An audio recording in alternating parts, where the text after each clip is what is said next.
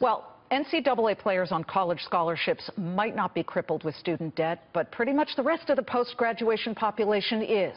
Check this out. Not only are recent college grads leaving school with this is just an average, of $34,000 in debt, but total student loan debts in the U.S. have increased 170% over just the last decade to $1.3 trillion.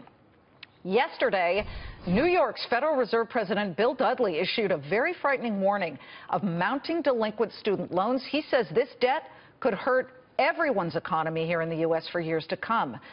So how do we fix all of this? How do we tackle this issue? Well, somebody who graduated 19 years ago knows a thing or two about student debt. He is StudentLoanJustice.org founder Alan Collinge, along with former Campus Reform Editor-in-Chief Caleb Bonham. Alan, I want to begin with you. Tell us your story. How much did you borrow, and how much do you owe now?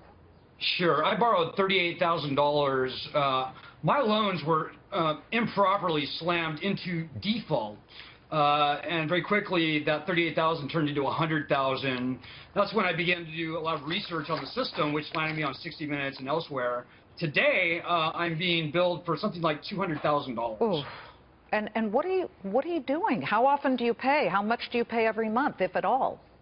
Well, I'm not paying because I realized that this is a structurally predatory lending system where the federal government makes more money on defaults than loans that remain in good stead in many instances. You know, there are a lot of Americans who do say, Alan, but you signed on the dotted line for the money, and you know, how would you explain to those people why you're simply defaulting or not going to pay?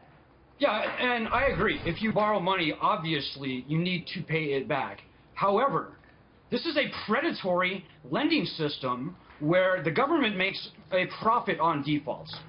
And so the thing that people don't realize is that unlike every other type of lending instrument in this country, student loans are uniquely vacant of bankruptcy protections, of statutes of limitations, and other consumer protections that the founding fathers demanded in the Constitution. Yeah, Caleb, let me just jump in here and articulate what Bill Dudley said yesterday. He issued this warning. It caught my eye immediately in the afternoon. Quote, "Our analysis reveals that those with significant student debt are much less likely to own a home at any given age than those who completed their education with little or no student debt." So he says it's going to hurt home ownership and hence the housing sector, and it'll lessen consumer spending.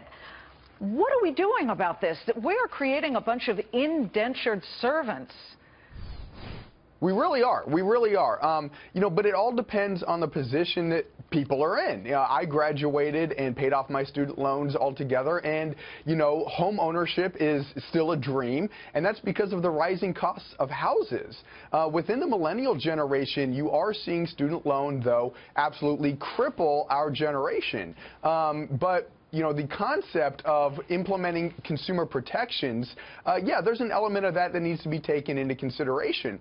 But we also need to look at how our society is structured at large. Now, this is a giant idea, but we live in an economy where they kind of say you have to have a college degree to be able to get a good job, to be able to buy a house. And here's Alan, who did just that. He went to USC. He got a master's in science, a bachelor's in science. You're an aerospace guy. I mean, you're an engineer.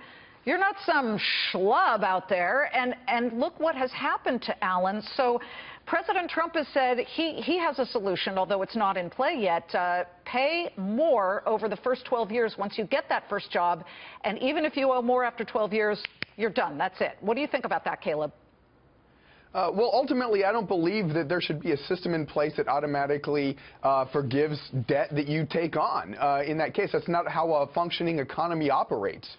Lenders lend with a risk associated with the intent of getting a significant ROI on that. And what you're seeing is a lot of activists call for overall forgiveness. You're starting to see radical left elected officials that are starting to try to campaign on that promise. And I know that that's not what Alan stands for. But no, you need to have a society that focuses a little bit more on fiscal responsibility. Alan, we got to run, but what is your final thought on this? Because our viewers want to know how to pay off these loans. This is not a bad borrower problem. This is a predatory lending problem, and the federal government stands at the top of it. Bankruptcy protections must be restored in order for prices to come down, and that's where it begins. Yes, and universities, of course, raise their tuition much higher than at the rate of inflation, so they're astonishing. also... It's Get amazing. the government out of it. Get the government out of the system and let the free market operate. Okay, they both agree on that. By the way, again, Campus Reform Editor-in-Chief, he's the former one, that's Caleb, and studentloanjustice.org is Alan's website. Check it out if you have student loans.